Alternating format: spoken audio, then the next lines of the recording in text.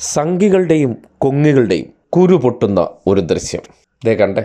ശബരിമല മണ്ഡലകാലം അവസാനിക്കുമ്പോൾ ദേവസ്വം മന്ത്രിയായിട്ടുള്ള VN വാസവനെ ശബരിമല തന്ത്രിയും താന്ത്രിക ചുമതലയുള്ള തന്ത്രിയുടെ മകനും ചേർന്ന് പൊന്നാട അണിയിച്ച് ആദരിക്കുകയാണ്.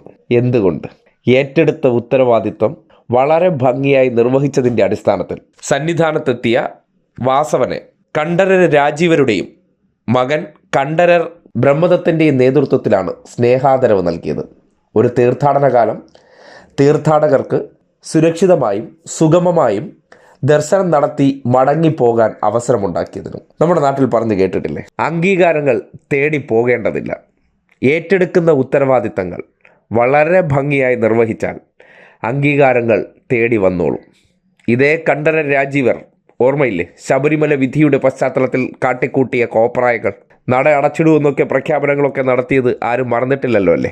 അതേ വ്യക്തി തന്നെ ശബരിമലയുമായി ബന്ധപ്പെട്ട് ഈ സർക്കാർ വിശ്വാസ സംരക്ഷണത്തിന് വേണ്ടി ചെയ്യുന്ന പ്രവർത്തനങ്ങൾ എങ്ങനെയാണ്, അവിടെ വരുന്ന വിശ്വാസികൾക്ക് ഒരുക്കി കൊടുക്കുന്ന സൗകര്യങ്ങൾ സജ്ജീകരണങ്ങൾ എന്തൊക്കെയാണെന്ന് ബോധ്യപ്പെട്ടതിൻ്റെ അടിസ്ഥാനത്തിൽ ഒരു മന്ത്രി വരുമ്പോൾ സ്വാഭാവികമായിട്ടും തന്ത്രിയുടെ ഉള്ളിൽ ചില സംഗീതരൊക്കെ ഉണ്ടെങ്കിൽ പോലും അതെല്ലാം അദ്ദേഹം മറന്നുകൊണ്ട് അവർക്ക് കൂടി സംതൃപ്തി ഉണ്ടാകുന്ന രീതിയിലുള്ള ഇടപെടൽ അവിടെ നടത്തിയപ്പോൾ ആരായാലും ആദരിച്ചു പോകുമെന്നേ.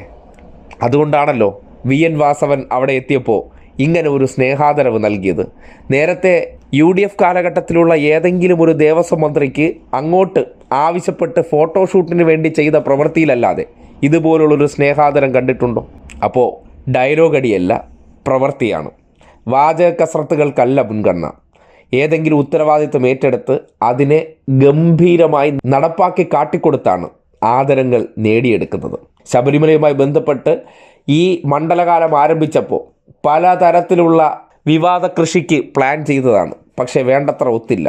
മണ്ഡലകാലം ആരംഭിക്കുന്നതിന് മുന്നോടിയായിട്ട് അവിടെ ക്രമീകരണങ്ങളൊക്കെ ഏർപ്പെടുത്താൻ പോകുന്നു എന്ന് പറഞ്ഞപ്പോൾ ഉള്ളിസുര ഉൾപ്പെടെയുള്ള സംഘികൾ ഉടനടി ഭക്തന്റെ വേഷമെടുത്ത് അണിഞ്ഞുകൊണ്ട് അവരുടേതായ മാപ്രകളിലൂടെ ചില പ്രഖ്യാപനങ്ങളും ചില വെല്ലുവിളികളൊക്കെ നടത്തുന്നതാണ്.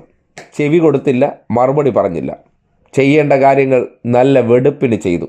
അതിൻ്റെ ഫലമാണിപ്പോൾ പുറത്തു വന്നതും അതിനെ തുടർന്ന് അത് അംഗീകരിക്കപ്പെടാതെ തരമില്ല എന്ന അവസ്ഥയിലെത്തി. നേരത്തെ തുടക്ക കാലഘട്ടത്തിൽ പോലീസുകാരുടെ പുറംതിരിഞ്ഞ ഫോട്ടോ വരെ ഉൾപ്പെടെ ഉയർത്തിക്കാട്ടി ആചാരലംഘനം എന്ന പേരിൽ കത്തിക്കാൻ ശ്രമിച്ചു.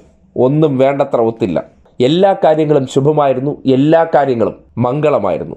ശബരിമലയിൽ ഇരിക്കുന്ന അയ്യപ്പന് പോലും ഈ സർക്കാരിൻ്റെ പ്രവർത്തനങ്ങളിൽ സംതൃപ്തി ഉണ്ടായതുകൊണ്ടാണ് ഒരു അംശം പോലും കല്ലുകടിയില്ലാതെ ഇത്ര മനോഹരമായിട്ടുള്ളൊരു മണ്ഡലകാലം പൂർത്തീകരിച്ചത്. കഴിവല്ലേ, ഇച്ഛാശക്തിയല്ലേ, കൈയടിക്കണ്ടേ, ആദരിക്കണ്ടേ?